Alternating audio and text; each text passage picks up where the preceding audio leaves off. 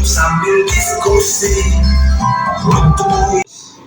Yang diduga penculikan ini sedang berjalan di pihak pihak. Tadi ada pertanyaan di mana tanggung jawab Sekda selaku pimpinan tertinggi terhadap SM. Kita sudah membuat kuasa hukum untuk mendampingi Saudara Sofian Sitorus dalam hal penegakan hukum nantinya untuk tindak lanjut berikutnya sesuai dengan tahapan. Karena kita ketahui bersama bahwa sampai dengan hari ini masih dalam tahapan penyidikan dan perlu kita bersabar untuk menunggu karena proses ini berada di pihak Polres atau APH. Kami akan tetap mendampingi saudara kami Sofian Sitorus yang nanti akan dikuasakan ke pemerintah melalui bagian hukum kita untuk melakukan pendampingan. Saya rasa itu dari inti dari pertanyaan. Selanjutnya kami mohon, mari kita ikuti saja secara seksama.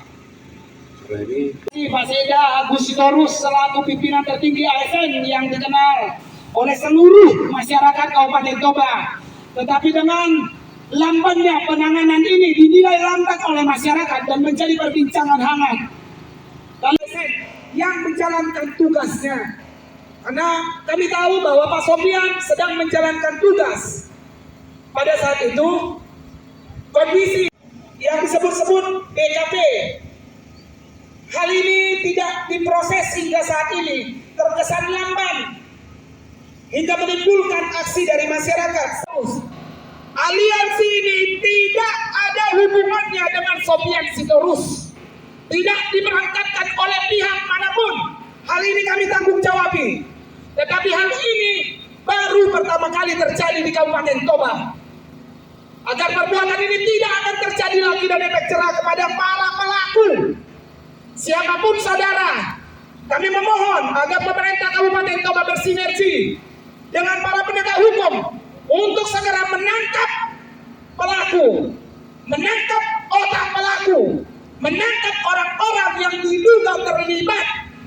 Di antaranya disebut-sebut ada 3 anggota DPRD, 2 anggota DPRD Kabupaten Toba, dan 1 orang anggota DPRD dari Provinsi Sumatera Utara dari Partai Gerindra.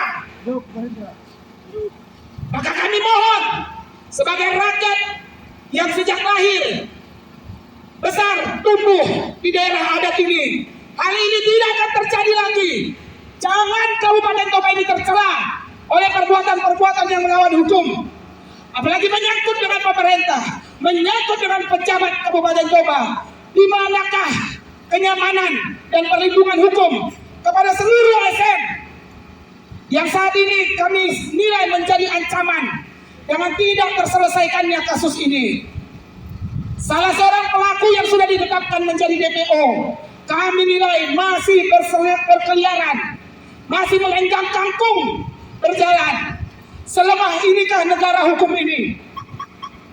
Pak Sekda sebagai pimpinan tertinggi ASN, bagaimana tanggung jawab Bapak, bagaimana perhatian Bapak terhadap korban ini dan keluarganya Pak yang mengalami trauma? Mohon dijelaskan kepada kami agar bisa disebarluaskan informasi ini bahwa pemerintah Kabupaten Toba masih ada sampai saat ini, belum tutup. Mohon dijelaskan Pak Sekda. selaku ASN terus berkonsultasi dengan beliau bagaimana dampak psikologis terhadap kejadian ini. Kita juga mendampingi kalau ada sesuatu yang dia butuhkan, baik itu menyangkut keamanan dirinya sendiri ataupun keluarganya, kita selalu mempertanyakan kepada dia. Sampai saat ini dia masih dalam keadaan normal dan proses ini tetap berjalan. Tadi Ibu sampaikan bahwa proses hukum itu tentu kita masing-masing lembaga memiliki hak dan kewenangan sebatas mana.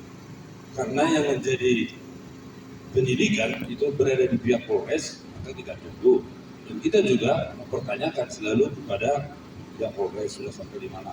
Ya kita tunggu saja. Ini masih dalam proses. Tentu kita tidak dapat melakukan intervensi terhadap hukum. Karena negara kita ini kan negara hukum, ada aturan yang harus kita ikuti, yang harus kita laksanakan.